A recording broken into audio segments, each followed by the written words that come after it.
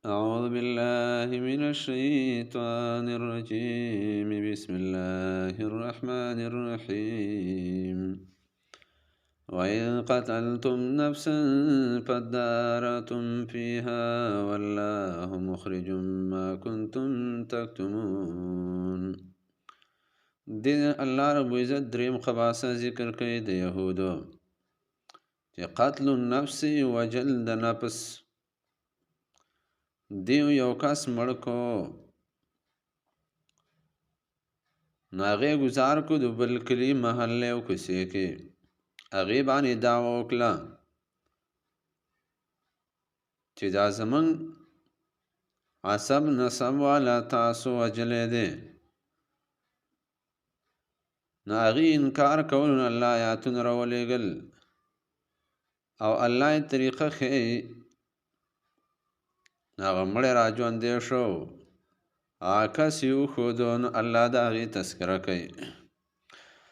وَإِذْ قَتَلْتُمْ نَفْسًا او کله چې قتل کو تاسو نفسا یو نفس لره فادارأتم فیها نو تاسو جګړه موجوده کړه پای کې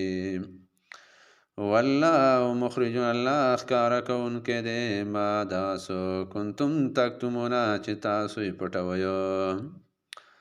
فقلنا نو ویل منګه اضربو وهئ دې مړي لره ببعضها په بعضې حصه د دې مړي باندې کذالک نو دارنګې یحیی الله الموتى الله ژوندي کوي مړو لره ویریکم او ښایي تاسو ته آیاتې خپل علامې د قدرتو لعلکم تعقلون دې دپاره چې تاسو سوچ وکئ ثم قست قلوبکم او بیا هم سخو زړونه ستاسو من بعد ذلك پس د دینه فهي کالحجارة نو پشوده په شان د کاڼو باندې او اشد قسوه یا زیات په سخوالي کې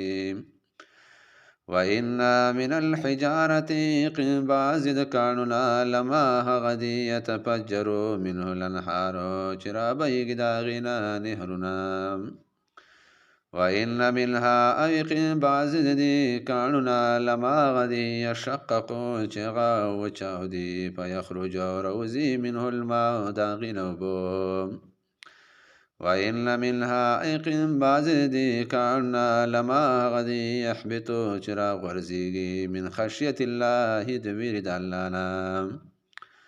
وما الله او نه دی الله بغافل نا خبره عما دا څه نه تعملون چې تاسو یې کوئ افتطمعون ان يؤمنوا لكم وقد كان فريق منهم يسمعون كلام الله دې الله رب عزت دا اولې فرقې تذکره کوي محرفین معنوي دیو به معنی بدلولې افتؤمنون آیا تاسو تمه کوئ ان یؤمنوا لکم چې دی به تصدیق وکړي ستاسو وقد کان یقین فریق یوه ډله منهم د دیو نه یسمعون کلام الله چې دی به اورېدو کلام د الله ثم یحرفونه بیا به بدلاو دی لره من بعد ما عقلوا پس د عقل د دې نه او د پوهې د دې نه وهم یعلمون او حال دا دی چې دوی پوهېدل چې دا تحریف کول ګناه ده خو سره